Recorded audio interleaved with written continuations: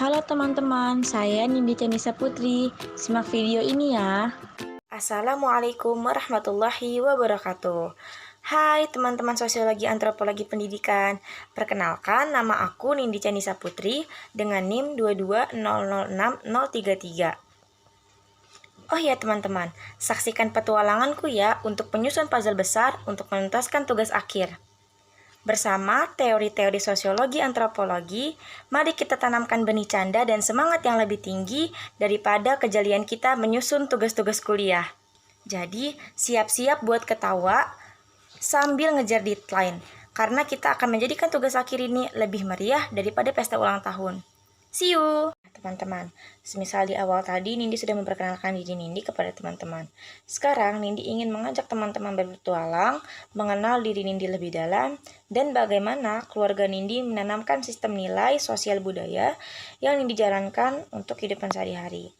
Nah, dalam keluarga kami, komunikasi bukan hanya sekedar pertukaran kata-kata, tetapi sebuah panggung di mana setiap anggota keluarga merasa nyaman untuk berbagi pikiran, perasaan, dan cerita hidup mereka. Suasana hangat dan terbuka menciptakan ruang di mana kami mendukung satu sama lain secara aktif. Cinta terasa melalui pelukan hangat, senyuman tulus, dan kata-kata penuh dukungan saat kami merayakan keberhasilan dan mengatasi tantangan bersama. Lebih dari sekadar bicara sehari-hari, keluarga kami sering terlibat dalam diskusi tentang nilai-nilai moral dan agama. Kami tidak hanya mengajarkan tetapi juga menunjukkan nilai-nilai tersebut melalui tindakan sehari-hari. Pergi bersama ke tempat ibadah atau menunaikan sholat bersama di rumah, diimami oleh ayah saya, berpartisipasi dalam kegiatan amal, dan saling membantu dalam keadaan sulit adalah contoh konkret bagaimana kami menciptakan fondasi yang kuat untuk nilai-nilai moral dan agama dalam kehidupan kami sehari-hari. Di depan saya sudah ada kedua orang tua saya, Mama dan Papa, yang akan menjelaskan bagaimana sistem nilai dan norma kami jalankan di keluarga. Baik, sebelumnya ini dipersilakan kepada Mama dan Papa, utamanya kepada Papa terlebih dahulu untuk memperkenalkan diri. Baik, saya bapak atau ayah dari bapak dari Nindi Canisa Putri. Nama saya Afrisal. Terus, mama? Saya mamanya Nindi Canisa Putri. Nama saya Ibu Chandra. Oke. Baik, yang pertama di depan saya ada papa saya yaitu Bapak Aprisal, yang kedua ada ibu saya yaitu Ibu Chandra Mafia. Di sini Nindi ingin mewawancarai Mama dan Papa terkait bagaimana sistem nilai di keluarga kita Mama dan Papa tanamkan kepada anak-anaknya. Nah, seperti yang kita ketahui Mah, Pak, Nindi dan adik-adik kan lahir di kota Jakarta, lahir dan besar di kota Jakarta. Tentunya ada perbedaan nilai dan norma antara masyarakat di Jakarta maupun masyarakat Minang. Nah, bagaimana Mama dan Papa itu menerapkan sistem nilai kepada anak-anak Mama dan Papa? Apakah ada perbandingan antara sistem nilai yang di Jakarta maupun sistem nilai masyarakat Minangkabau secara umum? Mungkin dari Papa bisa dulu menjelaskan. Begini, jadi papa sama mama dalam menerapkan artinya dalam mendidik anak. Jadi mulai dari ini yang pengalaman bapak aja ya, mulai dari kalian itu katakanlah mungkin sekitar umur 5 tahun lah atau sebelum sekolah itu. Jadi udah mulai kita tanamkan nilai-nilai agama. Jadi keseharian kita nilai-nilai agama itu jadi fondasi di keluarga. Itu satu. Jadi alhamdulillah lah anak-anak walaupun kami tinggal di Jakarta, ibadah segala macam nggak boleh tinggalin. Nah, yang kedua itu tadi mengenai nilai agama.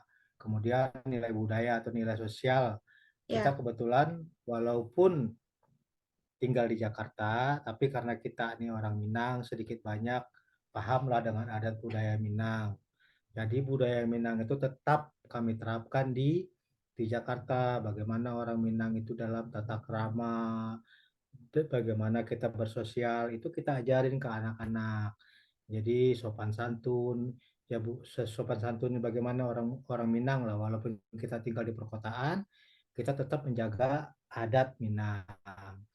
Nah, yang ketiga, tentu karena kita tinggalnya di Jakarta, dengan berbagai macam hidup, katakanlah glamornya di Jakarta, kalau kita lengah itu berbahaya. Makanya dari kecil tuh, sampai kalian dewasa, Bapak menjaga betul bagaimana keseharian kamu, adik kakak, misalnya pulang sekolah, berangkat sekolah, pulang jam berapa, sampai di rumah jam berapa, apa yang akan kalian lakukan setelah pulang sekolah.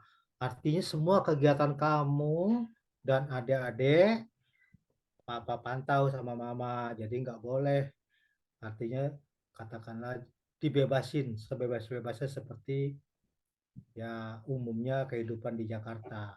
Karena kalau kami lengah waktu kamu dari mulai dari kecil, itu kalau sempat lengah kami mendidiknya itu makin susah ke atasnya. Makanya dari kecil tuh kami udah terapkan nilai-nilai itu, nilai-nilai agama, nilai-nilai budaya, itu kira-kira. Terus mah ada tambahan nggak mah? Tadi seperti yang sudah dijelaskan oleh Papa, sudah lengkap sebenarnya, Mama cuma namain aja. Papa udah ngomong dari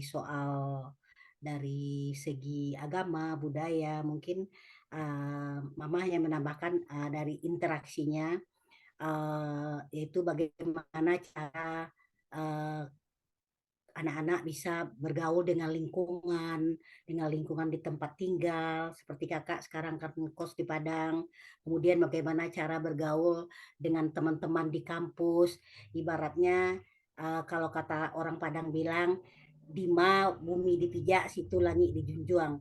Jadi kita harus menyesuaikan di mana tempat kita berada, kita harus tahu karakter lingkungan teman-teman kita, teman-teman kos misalnya, harus tahu karakter teman-teman yang di kelas seperti apa gitu.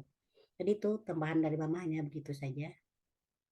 Baik, berarti dari Mama dan Papa memang sudah di kecil sudah menanamkan sistem nilai yang menurut kakak terapkan dengan baik, apalagi setelah kakak merantau ke Padang ini. Kakak merasa bahwasannya nilai-nilai Mama dan Papa terapkan itu sangat berguna buat kakak, apalagi setelah kakak merantau. Karena dengan lingkungan kakak yang serba bebas di Jakarta, kakak bisa merasakan tetap terjaga dalam lingkungan yang penuh kebebasan tersebut. Terutama pada saat kakak sudah jauh dari mama dan papa untuk merantau ke Padang. Nah, pertanyaan selanjutnya terkait bagaimana mama dan papa menerapkan sistem nilai komunikasi. Tadi kan interaksi, nah ini komunikasi antar kita nih sesama keluarga inti. Bagaimana papa dan mama menerapkan sistem nilai komunikasi? Apakah papa dan mama menerapkan sistem nilai yang komunikasi yang terbuka atau tertutup atau bagaimana? Soalnya yang kakak rasakan sejauh ini papa dan mama itu sangat terbuka untuk komunikasi, sangat mengerti bagaimana, sangat memahami bagaimana tumbuh tumbuh kembang kita, apalagi saat kita tumbuh dari kecil ke remaja hingga kita dewasa sekarang, itu komunikasi saat sampai sekarang kakak rasa sangat terbuka. Kalau dari mama papa sendiri itu bagaimana cara menerapkan komunikasi di keluarga, terutama kepada anak-anak satu sama lain? Ya, begini mengenai komunikasi, betul seperti kata kakak, sebagai orang tua, mama, papa, mama membiasakan hidup berkomunikasi. Baik seperti yang kalian lihat, seperti papa sama mama, bagaimana komunikasinya, papa dengan anak-anak. Jadi dari situ kita timbul keterbukaan. Ada permasalahan apa-apa, ada masalah anak dari yang kecil sampai yang besar. Insya Allah orang tua tahu.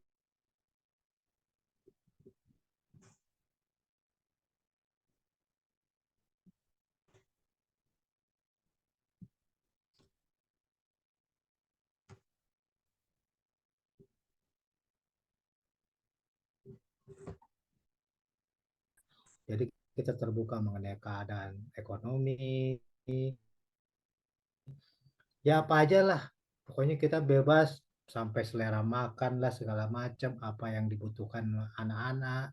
Semua kita biasa berkomunikasi. Jadi nggak ada, paling nggak di dari anak-anak misalnya ada keinginan apa-apa diungkapin dulu apa keinginannya, nanti bagaimana kita mikirin untuk menjalaninya atau mencukupinya gitu. Jadi istilahnya nggak ada yang sampai canggung untuk membuka apa permasalahan ke orang tua.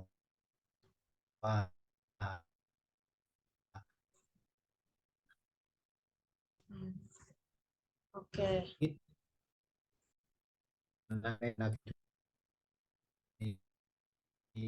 kita ngomongin, jadi sifatnya nggak tertutup lah.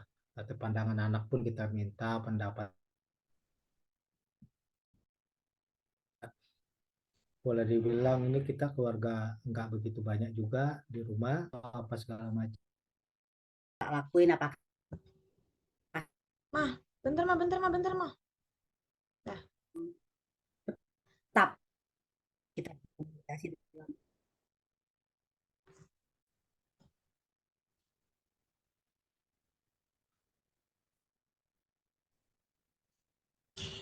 baik, kalau dari tadi pernyataan Mama dan Papa terkait sistem nilai komunikasi yang diterapkan Mama dan Papa kepada anak-anak Mama, kakak dan adik-adik, kakak merasa hal yang sama bahwasanya komunikasi yang Mama dan Papa terapkan adalah komunikasi yang terbuka dan intinya kejujuran satu sama lain.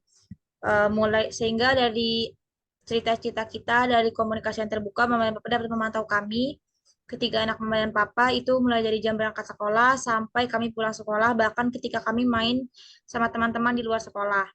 Nah, pertanyaan yang ketiga terkait bagaimana sistem nilai pendidikan yang Mama dan Papa terapkan kepada ketiga anak Mama.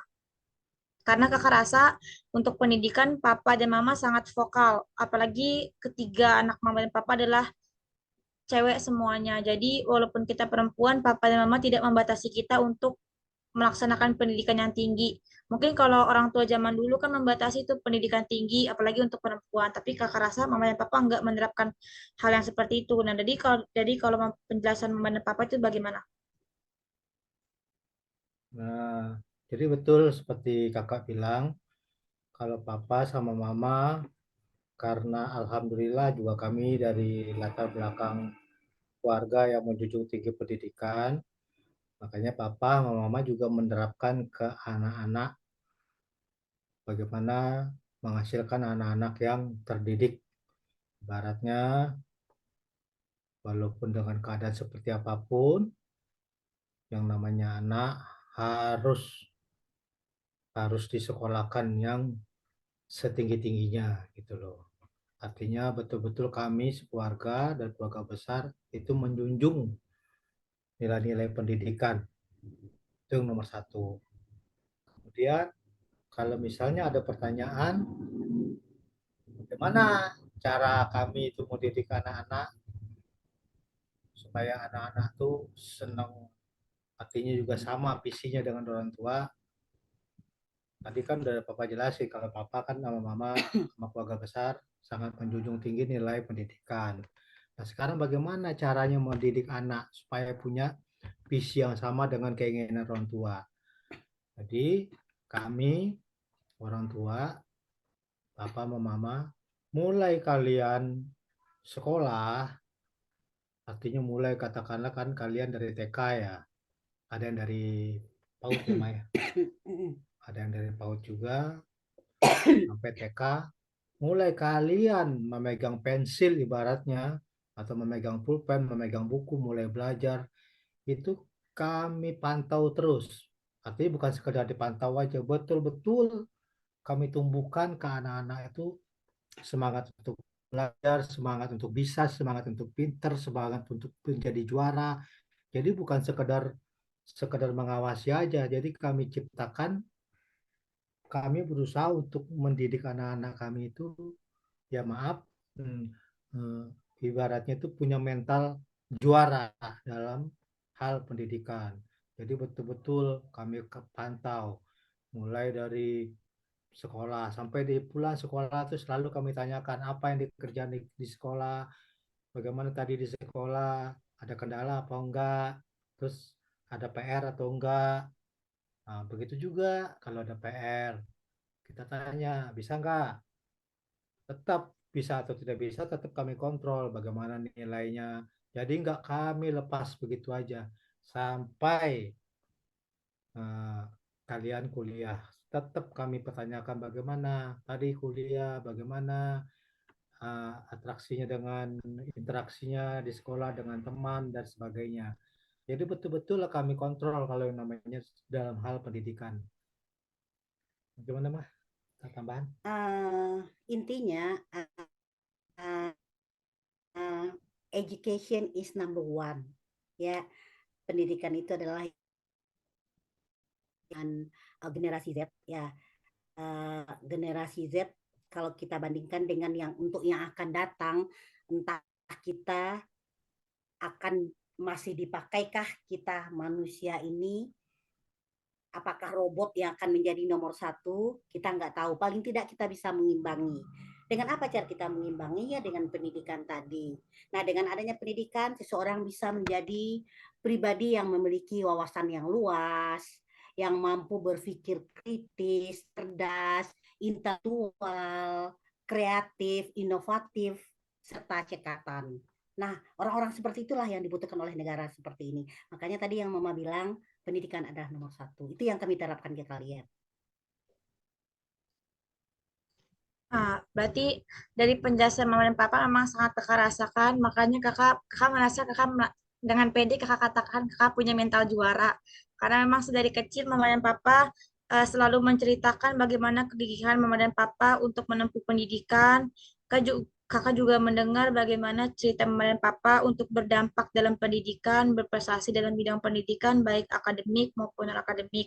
Jadi dari cerita Mama dan Papa, kakak adopsi untuk sebagai motivasi kakak dan adik-adik, supaya kakak juga punya mental juara seperti Mama dan Papa. Ditambah lagi dengan latar belakang keluarga kita yang alhamdulillah sangat menjunjung pendidikan. Tidak membatasi baik laki-laki ataupun perempuan. Eh, Pendidikan itu merupakan hal yang utama untuk bisa membuat kita menjadi manusia yang bermanfaat dan bermartabat. Itu kakak rasakan juga. Nah, eh, pertanyaan terakhir, eh, apakah terdapat tradisi dalam keluarga kita yang dianggap penting untuk diteruskan sebagai bagian dari sistem nilai? Mungkin merasa ada nilai-nilai yang memang turun-temurun itu nggak akan lekang oleh waktu. Seiring perkembangan zaman, nilai tersebut memang akan selalu dibutuhkan, memang harus selalu diterapkan karena penting. Apakah ada? Ya, kalau mengenai nilai tadi yang bisa diambil itu mungkin untuk kakak, untuk siapapun, itu pertama tadi udah Papa jelasin, yang pertama sekali itu nilai agama, ya kan? Kita Ya, sebagai Muslim punya nilai agama itu sebagai pondasi, ya kan? ya. Jadi kewajiban kita sebagai Muslim, bagaimana sikap kita sebagai Muslim, ajaran-ajaran agama kita yang bisa kita terapkan dalam keluarga, dalam sosial, ibarat katanya hablum minanas, nah hablum minallah dan hablum minanas.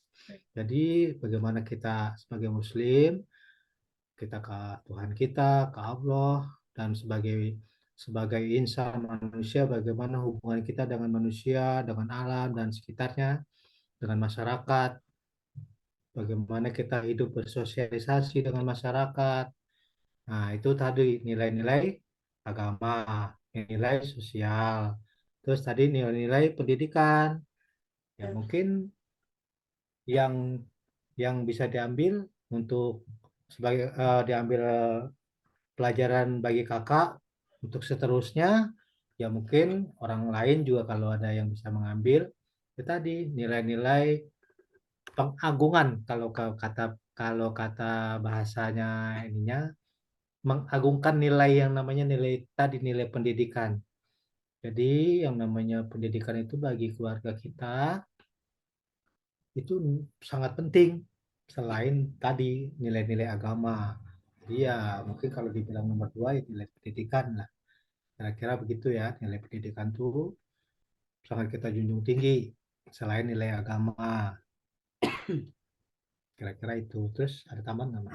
Mungkin sebagai tambahan aja dari Mama, di selain yang tadi disampaikan oleh Papa, mungkin yang perlu kita terapkan untuk mencapai kebahagiaan keluarga atau secara apa namanya, secara kepribadinya kamu masing-masing sebagai anak Mama dan Papa, mungkin kami terapkan nilai kejujuran tadi, harus sederhana, mungkin bagaimana cara hemat, bagaimana tulus terhadap saudara, kemudian menjadi teladan satu sama lain, bagaimana saling pengertian satu sama lain, kemudian terakhir Hubungan sama cerdas, teman.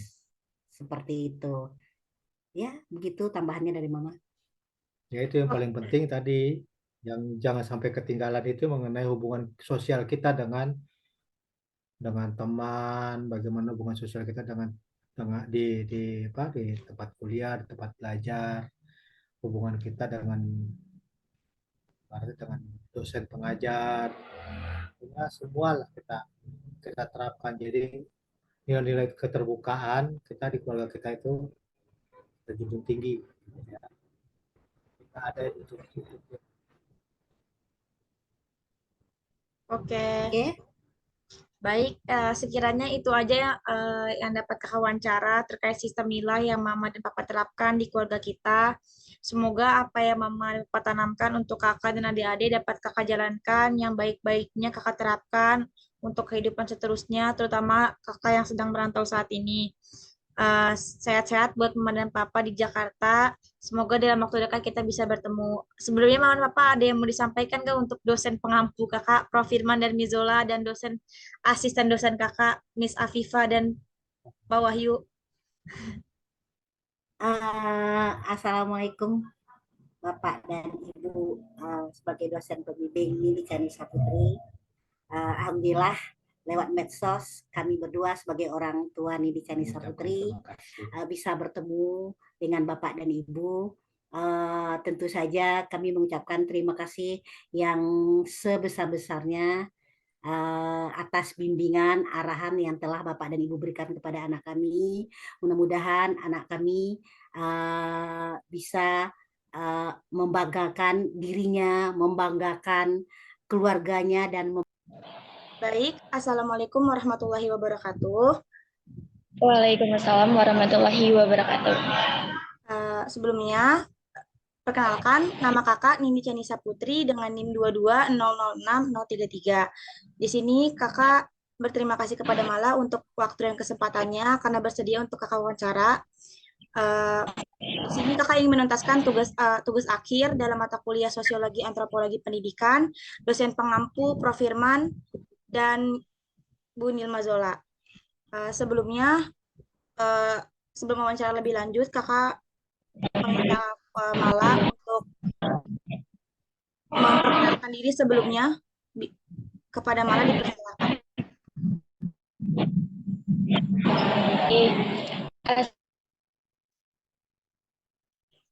Assalamualaikum warahmatullahi wabarakatuh. Nama saya Nirmala Putri Mahendra dari kelas 12 AKL 1.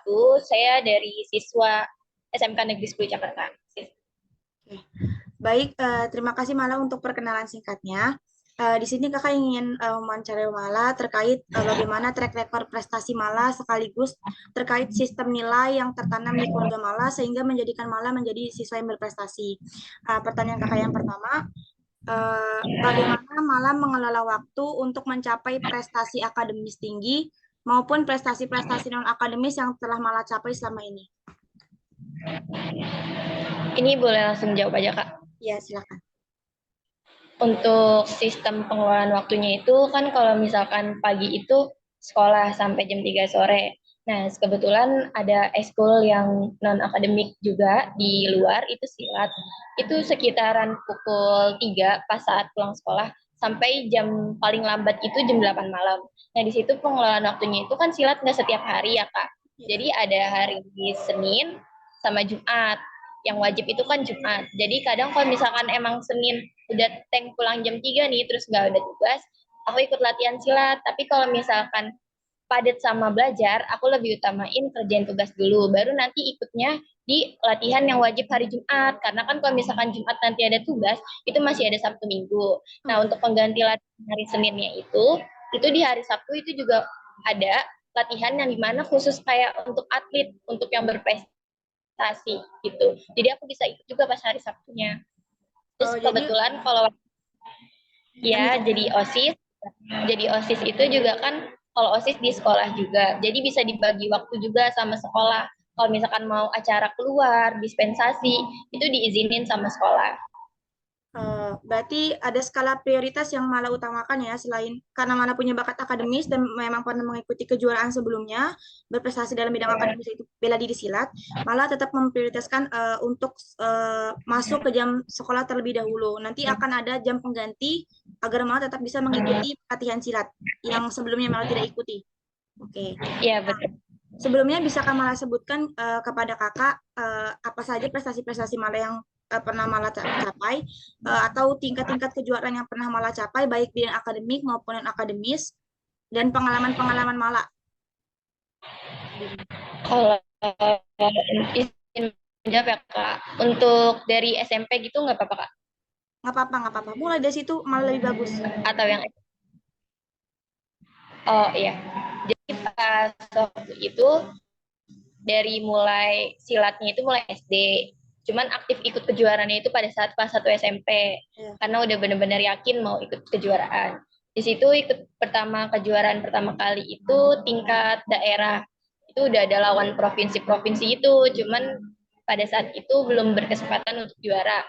Terus juara pertama yang diraih itu pada saat kejuaraan DKTC itu terkenal banget sama dunia silat ya Kak. Dan di situ aku meraih juara 2. Mulai dari situ aku belajar kayak untuk gimana nih caranya bisa juara 1. Akhirnya ikut banyak perlombaan, terus dapat kesempatan juara 1 di perlombaan Kemenpora yang diadakan oleh Polri se-Indonesia. Terus aku juga jadi OSIS itu di sekolah. Gitu aja sih Kak. Banyak juga terus kegiatan-kegiatan pengalaman karena ikut organisasi juga di rumah kayak Karang Taruna, Remaja Masjid dan sebagainya. Oke, baik. Berarti sebelumnya jenjang prestasi Mala aktifnya sudah mulai dari SD, tapi dari SD meningkat ke SMP sudah mulai aktif, Mala kembangkan bakat tersebut sehingga berpotensi untuk memenangkan kejuaraan di SMP maupun di SMK. Betul Mala? Maaf Kak, suaranya nggak kedengaran. Oke, Kakak ulangi. Berarti jenjang prestasi Mala ini meningkat ya dari SD sampai ke SMK. Yang mana dari SD sudah aktif, kemudian di SMP dan SMK sudah mulai memenangkan kejuaraan. Begitu Mala?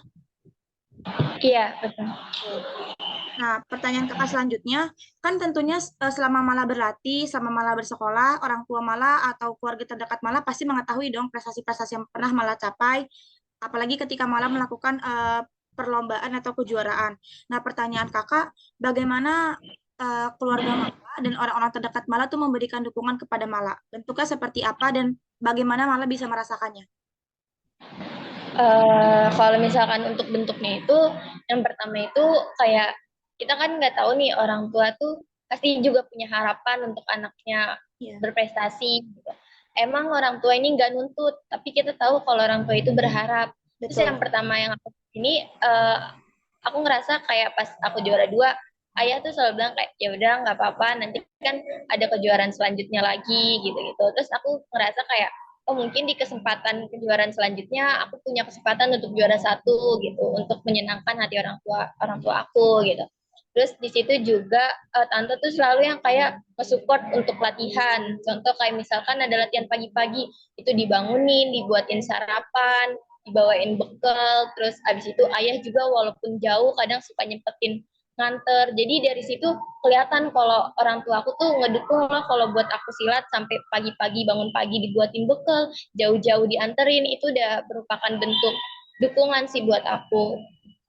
Baik, Berarti malah merasakan dukungan dalam berbagai aspek ya, baik dari tante maupun kedua orang tua, bahkan orang tua tidak hanya memberikan dukungan secara kata atau kalimat pendukung, tetapi juga ada tindakan nyata bahwasanya ada tindakan seperti mengantarkan, memberikan bekal, dan juga menyemangati lewat kata-kata ketika malah mungkin belum puas dengan hasil kejuaraan yang malah capai. Ada peluang-peluang lain yang bisa malah capai. Begitu kata ayah malah. Iya, betul, Kak.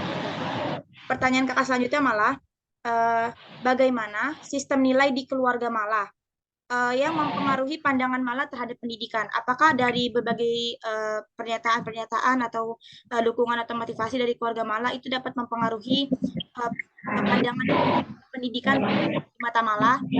Bagaimana peran untuk pendidikan itu? Kalau untuk itu ngaruh sih Kak, karena kan waktu itu pas waktu SMP mau masuk daftar SMA atau SMK itu kan masih bingung ya, karena belum ngerti juga sistemnya seperti apa. Waktu itu juga ada corona gitu. Terus aku bingung, bimbang, labil mau SMA atau SMK. Waktu itu sampai sholat istiqoroh buat dikasih petunjuk. Cuman aku tuh sebenarnya pengennya awalnya SMK, tapi melihat yang kayak untuk kedepannya mau kuliah gini-gini, aku sempet goyah ke SMA, pengen banget SMA ngambil IPA gitu karena aku suka IPA juga. Terus yang ngedukung di situ saat itu cuman abang aku aja. Udah kalau emang maunya SMA ambil aja, kamu yang ngejalanin gitu. Tapi pada saat mendengar penjelasan dari uh, tante, ayah, mama gitu, kalau misalkan SMK itu kayak ya udah kamu tuh dikasih tahu gitu buat kedepannya seperti apa, enggak kayak cuman disuruh milih aja, tapi dikasih tahu kamu kalau misalkan SMK itu tuh kamu bisa kerja gitu, kerja sambil kuliah, tetap bisa kuliah gitu. Cuman kalau SMA itu kalau mau langsung kerja kesempatannya kecil gitu. Kayak tahu juga kamu kan keluarganya gini-gini, ekonominya gini-gini, kamu ngerti bla bla bla. Terus aku yang kayak oh iya betul juga gitu. Terus kalau untuk masalah jurusan aku juga bingung tadinya mau perkantoran atau akuntansi. Nah di sini ayah memberi kecerahan gitu. Kalau misalkan akuntansi itu eh, dibutuhkan untuk kedepannya gitu. Terus ayah juga ngasih tahu kalau untuk kedepannya itu, apalagi zaman semakin canggih, kita tuh cari pekerjaan yang dimana gak bisa digantikan oleh robot gitu kata ayah. Terus akhirnya benar juga gitu kayak untuk ini kayak kalau misal hitung-hitungan tetap bisa misal dari Word atau Excel gitu-gitu, tapi kan tetap otak manusia tetap dipakai. Tetap, ya. Terus ya kayak pajak itu tuh kan harus orang yang ngerjain kan. Akhirnya aku mikir kayak oh ya juga betul juga, berarti akuntansi emang dipentingin juga, dan ayah ngasih tahu kalau akuntansi itu emang dibutuhin di semua perusahaan gitu, jadi peluang kerjanya juga besar. Itu jadi kayak membuka pencerahan tentang pendidikan yang aku ambil gitu. Nah, oke, malah dua pertanyaan terakhir. Kakak ingin menanyakan bagaimana sistem nilai yang diterapkan sama keluarga Mala. Misalkan kayak dari sistem nilai komunikasi, nilai sosial, nilai moral. Misalkan nilai moral nih, nilai apa tuh ya, beradaptasi dengan lingkungan sosial. Apakah ada batasannya, atau malah ada batasan untuk keluarga Mala. Terus bagaimana sistem nilai yang diterapkan sama keluarga Mala terkait komunikasi. Sama terakhir, apakah keluarga Mala menerapkan nilai-nilai optimisme kerja keras seperti yang tadi kakak rasa sepertinya keluarga Mala nih menerapkan nilai-nilai kegigihan deh ke Mala. Coba bisa Mala jelaskan dari segi ini dulu nilai komunikasi, nanti baru nilai moral, habis itu baru yang terakhir nilai kerja keras. Silakan. Nilai komunikasi. Maksudnya itu komunikasinya seperti apa ya, Kak? Iya, maksud kakak menanyakan di sini bagaimana sistem nilai-nilai etika berkomunikasi di keluarga Mala. Apakah keluarga Mala itu menerapkan komunikasi yang memang terbuka atau tertutup atau yang canggung seperti apa? Kalau untuk komunikasi itu pertamanya aku malah sendiri ngerasa canggung karena kan kayak orang tua tuh sibuk kerja gitu, terus malah tuh kadang di rumah sama nenek aja. Tapi semenjak untuk kerja ke sini kayak ternyata tuh komunikasi butuh gitu. Akhirnya Iya, betul. malah pertama ngomong langsung ke ayah sama mama, tapi ngomongnya tuh sama tante karena malah tinggalnya sama tante, terus malah bilang ke tante kayak ngobrol masalah malu ke depannya terbuka juga. Terus tante juga ternyata mau dengan hal yang sama. Cuman tante itu ragu untuk menanya karena dilihat dari kondisi Mala tuh suka agak tertutup kalau di rumah gitu. Tapi akhir ini sering ngobrol sih Kak. Berarti terkait komunikasi sebenarnya keluarga Mala ini menerapkan sistem komunikasi yang terbuka, tetapi jadi Mala sendiri malah merasa canggung ya. untuk Iya, membuka komunikasi tersebut. Padahal orang tua maupun tante itu pengen sebenarnya mengetahui bagaimana aktivitas Mala di sekolah. iya betul. Berarti dari kesimpulannya keluarga Mala ini untuk komunikasi mendukung komunikasi terbuka ya. Betul, Kak. Nah, baik, untuk bagaimana tentang sistem nilai-nilai moral yang ditanamkan sama keluarga Mala terkait batasan untuk keluar malam, batasan untuk bergaul, tentunya kan ada dua pilihan ya, membatasi waktu main tetapi tetap mengutamakan belajar tetapi tetap ada waktu main. Nah, itu bagaimana sistem sistem yang diterapkan oleh keluarga Mala? Oh, kalau misalkan sistemnya itu, kalau malah itu harus sekolah dulu yang pertama. Kalau misalkan emang nggak ada tugas, pulang sekolah mau ke rumah temen atau apa, itu diperbolehkan asalkan satu izin. Dan Ya, kalau misalkan pulangnya sebelum maghrib, kayak misalnya pulang sekolah itu jam 3, harus sampai rumah itu sebelum maghrib. Itu kalau misalkan pulangnya siang atau keluarnya siang atau sore. Tapi kalau misalkan keluarnya malam setelah habis maghrib atau setelah isya, itu nggak boleh lebih dari jam 9. Jam 9 itu udah harus ada di rumah. Untuk kalau misalnya bersosialisasi dengan teman-teman, itu tante nggak ngelarang, kayak terserah mau main sama siapa aja gitu. Terutama kalau misalkan kayak malah kan kalau habis maghrib itu biasanya seringnya ngaji. Jadi mainnya sama teman-teman ngaji gitu. Dan tante tahu kalau misalkan main sama teman-teman ngaji, jam 8 juga udah selesai gitu. Jadi jam 9 emang pasti udah ada di rumah. Dan untuk yang kayak malah kan ikut OSIS ini itu gitu. Tante membolehkan pulang malam tapi nggak lebih dari jam 10. Dan itu harus ada yang ngantar gitu. oke. Berarti terkait batasan jam pulang malam dan lain-lain itu malah dibebaskan, akan tetapi pertama yang paling penting keluarga malah tetap Izin. menerapkan nilai izin ya. Izin itu yang utama. Ya. Yang kedua keterbukaan komunikasi dan kejujuran bagaimana malah menyampaikan apa yang malah lakukan. Kalau misalkan malah memang OSIS pulangnya malam, malah akan mengatakan bahwasanya tante pulangnya jam segini, biar tante tahu juga kalau misalkan malah pulang di jam segitu. Tetapi dengan Iya, syarat uh, uh, dipastikan nggak boleh bahwasanya pulang mama, sendiri. nah nggak boleh pulang sendiri. Ya. Oke, dapat dipahami. Berarti nanti ada batasan-batasan meskipun malah dibebaskan dengan pilihan malah, akan tetapi tetap ada batasan dari keluarga. Seperti itu kan, itu Ya. untuk kebaikan malah sebenarnya. Ya. Yang terakhir, sistem nilai yang terakhir terkait bagaimana sih nilai-nilai yang ditanamkan sama keluarga Mala itu dapat mempengaruhi motivasi Mala untuk memiliki pendidikan yang tinggi dan berprestasi. Kayak apakah ada motivasi-motivasi atau nilai-nilai yang diterapkan. Jadi gini loh nak, pendidikan itu penting seperti ini. Jadi gini loh nak, kalau perempuan berprestasi, kamu akan beruntung seperti ini. Apakah ada nilai-nilai seperti itu yang ditanamkan oleh keluarga Mala terkait pendidikan ya dan prestasi?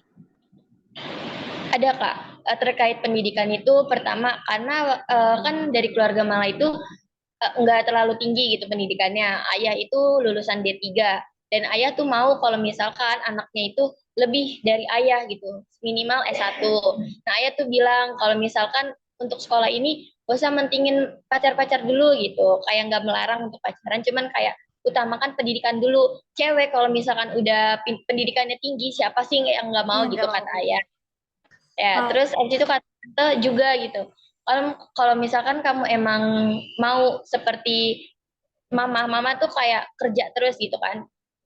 Tante bilang kayak kamu tuh harus memperluas relasi, pendidikan juga penting gitu. Terus kayak kalau misalnya mau jadi wanita karir gitu, mau banyak duit, mau punya duit sendiri gitu. Kalau misalkan nanti udah kayak gitu, siapa yang nggak nyari kamu gitu. Bahkan kalau misalkan emang kayak ada cowok nantinya di kedepannya bakalan mau jadi teman hidup Mala gitu, itu bakalan ngelihat kondisi Mala terutama gitu kan. Kayak misalkan kalau misalnya Malanya tinggi, terus cowoknya di bawah kamu gitu, gak mungkin dia bisa bisa menyandingi gitu. Asalkan dia menyimbangkan kan, asalkan dia emang punya usaha untuk lebih dari Mala gitu. Kalau misalkan standar Mala aja segini terus dia segini, pasti kalau misalnya dia emang benar-benar mau jadi teman hidup Mala, dia bakalan usaha-usaha terus bisa jadi Ya, segini gitu. ya. Jadi kita harus cari yang setidaknya seimbang gitu. Terus Berarti kayak lanjut. ya jadi kayak emang harus ada pencerahan hidup. Jadi kayak biar nanti tuh hidup nggak gitu-gitu aja, karena zaman ini semakin berkembang dan pendidikan itu emang penting gitu. Dan nanti kalau untuk pekerjaan itu pasti yang diterutamakan itu sarjana gitu katanya. Berarti kalau kakak nilai di sini ya, komunikasi Mala dengan keluarga itu sangat mendukung ya, sangat memotivasi Mala untuk bagaimana menanamkan dan mengubah pandangan Mala pentingnya pendidikan dan menjadi wanita yang berprestasi kan.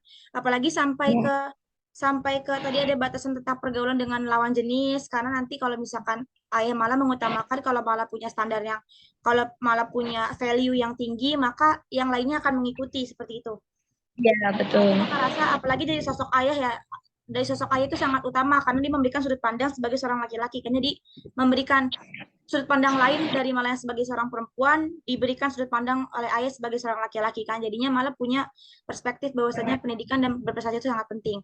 Nah, yang terakhir terkait nilai-nilai agama yang ditanamkan oleh keluarga Mala, apakah Mala diberikan memperoleh contoh yang baik atau malah merasa karena contoh yang baik tersebut malah jadi terbangun atau termotivasi untuk setidaknya tidak meninggalkan nilai-nilai agama di tengah perubahan zaman, apalagi sebagai anak muda kan bisa merasakan gimana pergaulan anak muda sekarang. Nah, itu bagaimana nilai-nilai agama yang ditanamkan sama keluarga Mala? Kalau yang ditanamin sama keluarga Mala itu, kalau misalkan dari mama, dari keluarga mama gitu, kayak tante, nenek, itu tuh yang penting utamain sholat, dimanapun berada sholat gitu. Tapi kalau misalkan untuk semacam semacam lainnya kayak tahajud gitu-gitu, itu dilihat kadang dari ayah. Kadang tuh ayah suka puasa gitu, terus jadi tuh malah nanya kayak kalau misalkan puasa Senin Kamis tuh apa gitu, tahajud tuh fungsinya apa gitu. Terus di situ kayak ayah tuh ngejelasin, terus tante juga jadi ikut-ikutan puasa juga gitu. Karena kalau misalkan punya keinginan gitu-gitu, tante tuh puasa, sholat duha, sholat tahajud. Dan di situ malah juga kan malah ngaji ya. Di situ Iya. malah tuh yang penting juga ngaji, sama sama tante tuh harus ngaji juga. Jadi pas di pengajian itu malah ada satu kakak-kakak itu memotivasi malah kalau misalkan apa yang kita pengen itu harus diminta sama Allah. Kayak usaha tanpa doa itu sombong, tapi kalau doa tanpa usaha itu bohong gitu kan. Terus akhirnya malah kayak ngebuktiin juga dari yang malah waktu mau silat, terus malah mau masuk sekolah itu malah sholat istiqoroh, itu terbukti juga gitu. Akhirnya jadi kalau di pandangan malah itu, tante sama keluarga mama sama keluarga ayah itu agamanya cukup mendidik malah dan bisa membentuk malas seperti ini sekarang.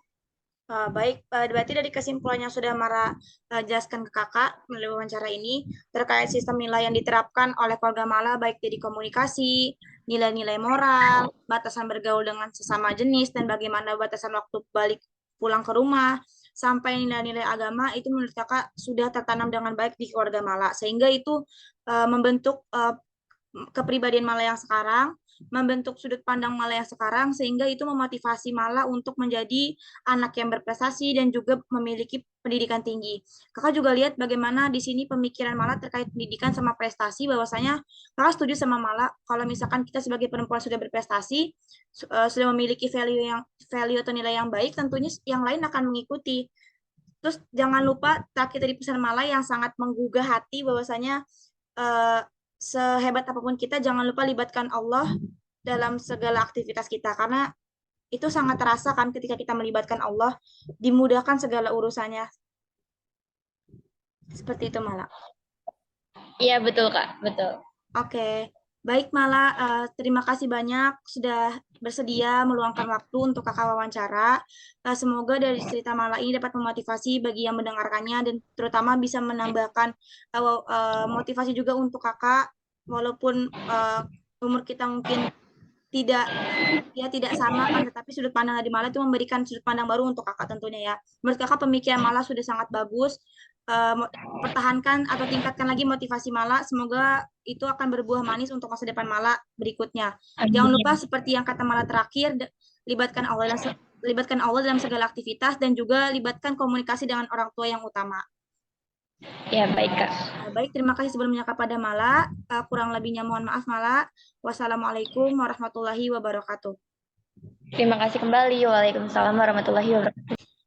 Baik, Assalamualaikum warahmatullahi wabarakatuh. Waalaikumsalam warahmatullahi wabarakatuh.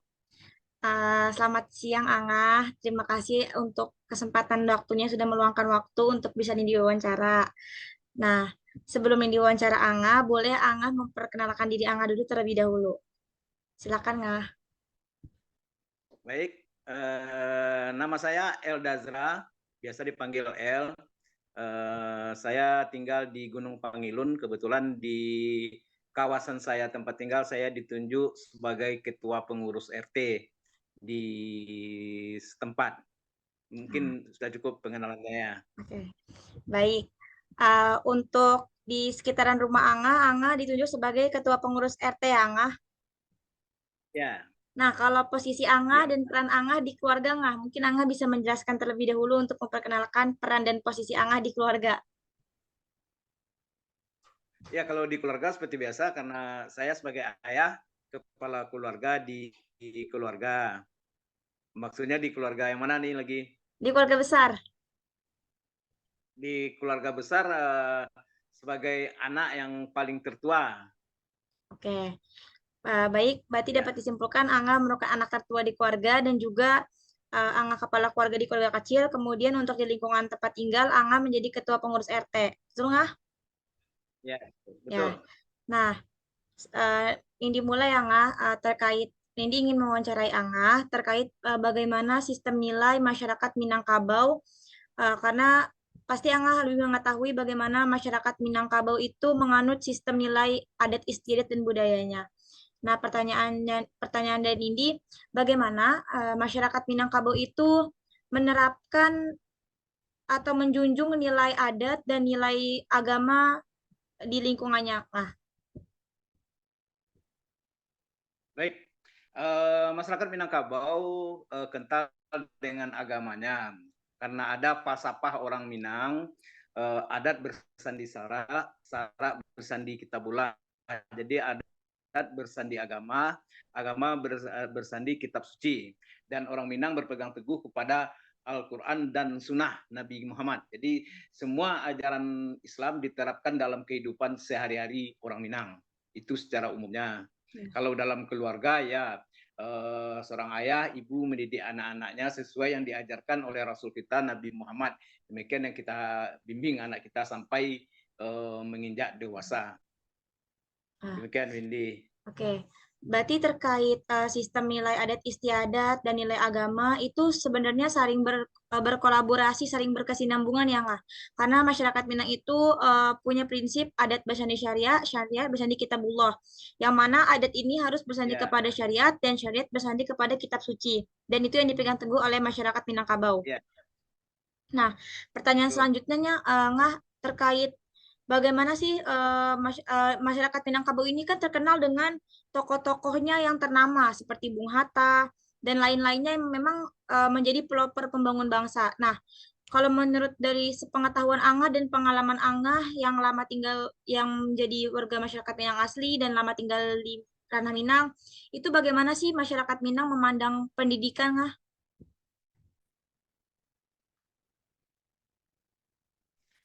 Masyarakat Minang menganggap memandang pendidikan itu sangat penting dan juga karena kembali lagi ada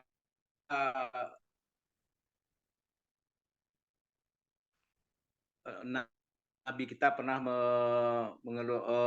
mengeluarkan pernyataan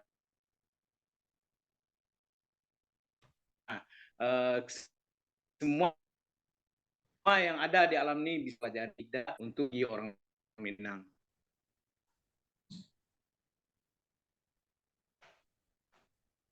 Ya, Nindi. Ya, berarti masyarakat Minangkabau dapat disimpulkan untuk memandang pendidikan itu merupakan hal yang krusial yang sangat penting, mengingat juga bagaimana tokoh-tokoh pendidikan dari Ranah Minang itu banyak menjadi pelopor pembangun bangsa.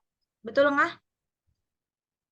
Ya, betul. Nah, pertanyaan selanjutnya nggak, apakah selain dari falsafah Minang yang ada bersandi syariat, syariat bersandi kitabullah, apakah ada falsafah-falsafah Minang lain yang memang dipegang teguh oleh masyarakat Minang dari segi sopan santun, berkomunikasi, atau lainnya nggak yang memang turun-temurun selalu dikatakan oleh orang tua zaman dulu.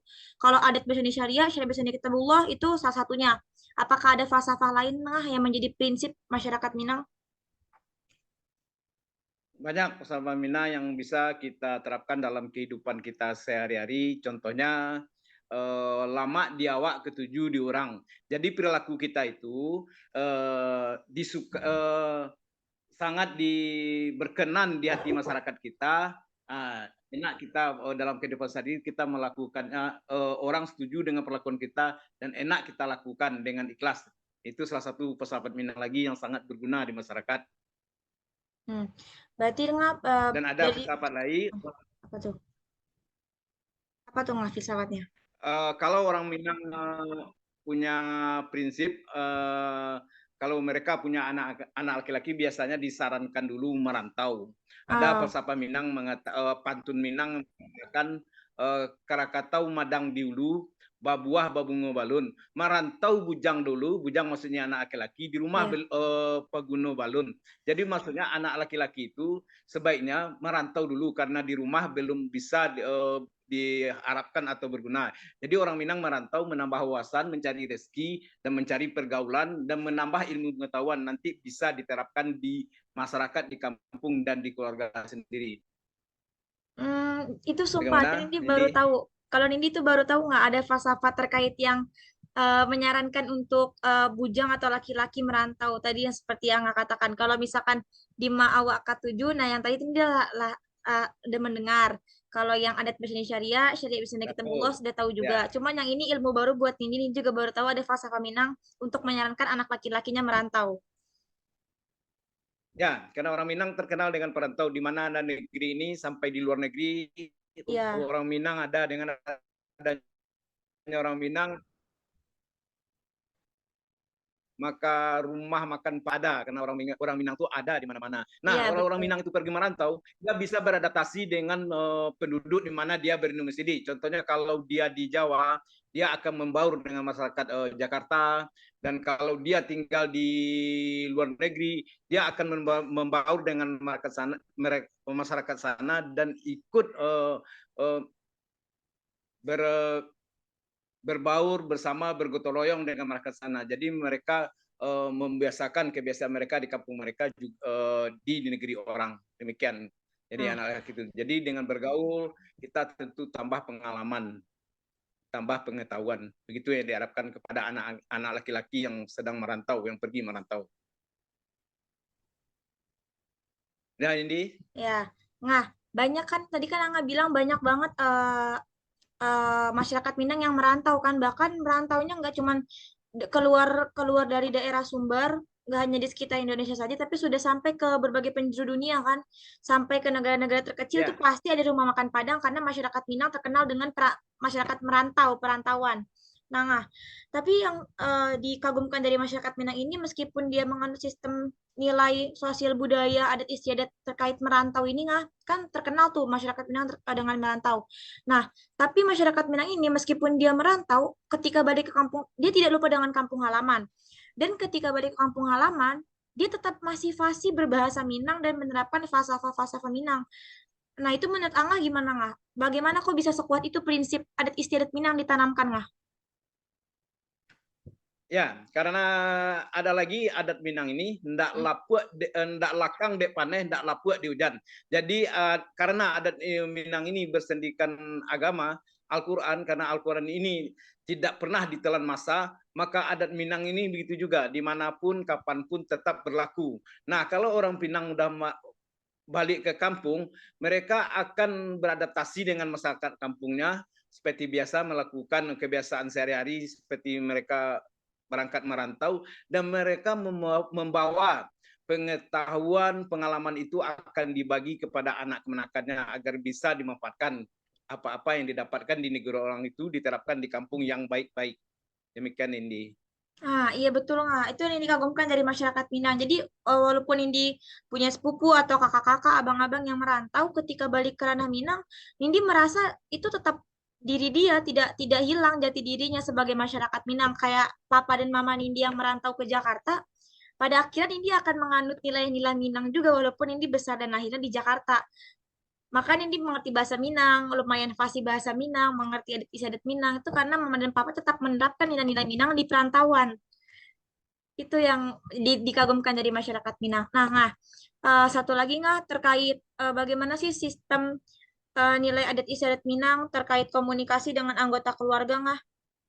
Apakah ada aturan atau bagaimana nggak sistem hierarkinya terkait panggilan ke orang yang lebih tua, ke anak yang lebih muda, ke teman sebaya, itu di Dana Minang cara berkomunikasinya gimana tuh nggak? Ya, kalau biasanya orang ajaran Minang kan kalau kepada yang tua kita hormati, yang kecil dari kita, yang muda dari kita sayangi, teman sepermainan ya kita bergaul, saling membantu. Demikian yang diterapkan di keluarga Minang diajarkan kayak gitu. Nah, pertanyaan terakhir nggak? Tadi kan Angga membahas terkait perantauannya itu diutamakan anak-anak laki-laki kan. Nah, itu kalau misalkan bagaimana sih nggak peran perempuan ini nggak di tengah-tengah masyarakat Minang? Bagaimana masyarakat Minang ini memandang peran perempuan nggak, peran dan posisi perempuan di keluarga maupun di masyarakat? Perempuan sebenarnya dia menghuni rumah gadang, tapi nggak menutup, bukan menghuni tinggal aja di rumah gadang. Perempuan boleh menuntut ilmu, tapi setelah dia menuntut ilmu tetap menjaga marwah dan kodratnya sebagai perempuan. Kalau dia berkeluarga ya dia akan melakukan marwahnya sebagai istri, ibu bagi anak-anaknya, istri bagi suaminya. Sekian Indi. Nah, berarti walaupun nanti tadi kan kata Angga masyarakat Minang yang masih memandang pendidikan itu pendidikan yang utama, yang krusial mengingat banyak tokoh-tokoh Minang yang menjadi pelopor pendiri bangsa yang memang menjadi motivasi bagi generasi sekarang terkenal karena kecerdasannya. Nah, ada pula nggak pepatah yang mengatakan berpikir seperti orang Minang tadi kalau nggak salah pepatahnya entah berpikir seperti orang Minang entah bekerja keras seperti orang Minang. Itu kalau nggak salah berpikir seperti orang Minang. Orang Minang kan dikenal dengan uh, sifat berpikir nih nggak karakter yang berpikir memang cerdas. Nah itu bagaimana tuh menurut Angga? Apakah kalau Angga melihat anak generasi sekarang nih nggak masyarakat Minang sekarang yang muda-mudanya generasi ini apakah menurut Angga sudah luntur menerapkan menjunjung tinggi adat istiadat dan pendidikan serta agamanya atau bagaimana nggak? Sebagai Ya, kalau masyarakat ini yang pertanyaannya, berpikir. kalau ada sebagian keluarga Minang, anak-anaknya masih menerapkan ajaran-ajaran luhur dari Minang itu mengenai berpikir seperti orang Minang. Maksudnya orang Minang ini berpikir selalu memikirkan untuk jangka panjang. Contohnya alam ini tidak sama yang di daerah lain. Kita tidak merusak alam sehingga sumber daya alam ada di Ranah Minang ini bisa digunakan turun menurun sampai anak cucu. Itu yang maksudnya berpikir seperti orang Minang. Jadi bukan untuk jangka pendek aja karena hidup jangka panjang dan kita harus mewariskan sumber daya alam kita ini kepada anak-anak cucu kita. Oke. Baik nah dari sekian banyak tadi pertanyaan India sudah dikumpulkan terkait sistem nilai adat istiadat Minang. Jujur itu menambah pengetahuan Indi karena banyak falsafah-falsafah Minang yang Angga katakan yang belum Indi ketahui, apalagi yang tadi merantau. Terus tadi sudut pandang masyarakat Minang terkait pendidikan bagi wanita. Sepengetahuan Indi masih ada masyarakat Minang yang justru membatasi pendidikan untuk wanita, tapi ternyata nggak semua ya nggak. Justru sebenarnya masyarakat Minang ini untuk wanita tetap dibiarkan untuk menuntut ilmu, tapi ada ini ya, nah, ada norma-norma dan nilai-nilai agar perempuan tersebut tetap menerapkan marwahnya apabila dia menjadi seorang istri, menerapkan marwahnya sebagai seorang istri, apabila seorang anak perempuan di keluarga, maka dia harus menerapkan marwahnya sebagai anak perempuan di keluarga. Begitu nggak? Tetap didukung kan untuk berpendidikan tinggi untuk perempuan. Ya, ada istiadat Minangkabau tidak membatasi pendidikan bagi kaum perempuan. Perempuan itu boleh menuntut ilmu setinggi-tingginya dan boleh bekerja, boleh menjadi pejabat atau sekarang mau jadi menteri, dosen, guru atau profesi lainnya. Tapi apabila dia sudah sampai di rumah, dia akan menjadi ibu bagi anak-anaknya dan istri bagi suaminya. Nah, itu Tetap bagus banget. begitu Nah, itu aja. sangat memotivasi jadinya. Nah. Jadinya kita punya peran di luar, tapi juga tidak melupakan peran kita dalam keluarga. Itu peran paling penting adalah peran di keluarga. Jadi untuk Nini sebagai perempuan juga yang keturunan Minang, merasa dibebaskan untuk berpendidikan dan didukung penuh dan tidak dibatasi. Mungkin kalau masyarakat zaman dulu ya, mungkin di daerah-daerah lain atau masyarakat zaman dulu masih sangat membatasi kan kapasitas untuk kaum perempuan mempunyai hak dan kebebasannya apalagi terkait pendidikan. Alhamdulillahnya di masyarakat Ranah Minang pendidikan untuk perempuan itu dibebaskan, diperbolehkan menuntut ilmu setinggi-tingginya, akan tetapi dengan tetap menjaga jati dirinya dan kodratnya serta maunya sebagai seorang perempuan. Begitu ya, Ngah? Ya, ya betul sekali. Itulah yang diharapkan kepada perempuan Minang. Jadi kalau dia di rumah, kalau dia di perguruan tinggi jadi dosen, di rumah dia jadi ibu, dan dia tetap mengajarkan kepada anak-anaknya ajaran-ajaran luhur dari Minang itu, sehingga ajaran Minang itu tidak akan luntur dari generasi ke generasi. Oke, baik Angga, dari sekian banyak pertanyaan Indi sangat menurut Indi itu sangat memotivasi dan sangat menambah pelajaran untuk Indi, terutama semoga apa yang Angga berikan kepada Nindi dalam wawancara kali ini itu bisa menambah ilmu juga untuk Nindi, bermanfaat untuk Nindi dan bisa diterapkan yang baik-baiknya. Amin. Sebelumnya Angga terima kasih banyak atas kesempatan dan waktunya sudah bersedia untuk Nindi wawancara. Sama-sama Indi. Oke nggak? Apakah nggak ada pesan untuk dosen Indi nih kalau dosen Indi nantinya melihat video wawancara bersama Angga? Ya, khusus untuk dosennya terus membimbing mahasiswanya sesuai dengan disiplin ilmunya dan tetap menanamkan nilai-nilai luhur dari adat istiadat Minangkabau. Untuk Nindi sendiri ya jangkaulah, tuntutlah ilmu dan jangkaulah cita-citanya setinggi langit, tapi kembalilah ke rumah menjadi anak sekarang dari mama papanya dan kakak dari adik-adiknya. Ya, Dan siap berpegang nggak? teguhlah kepada adat istiadat Minang. Demikian pesan dari Angga. Baik Angga, terima kasih banyak untuk motivasi, dukungan, dan kesempatannya untuk bisa diwawancara. Kurang lebihnya mohon maaf. Wassalamualaikum warahmatullahi wabarakatuh.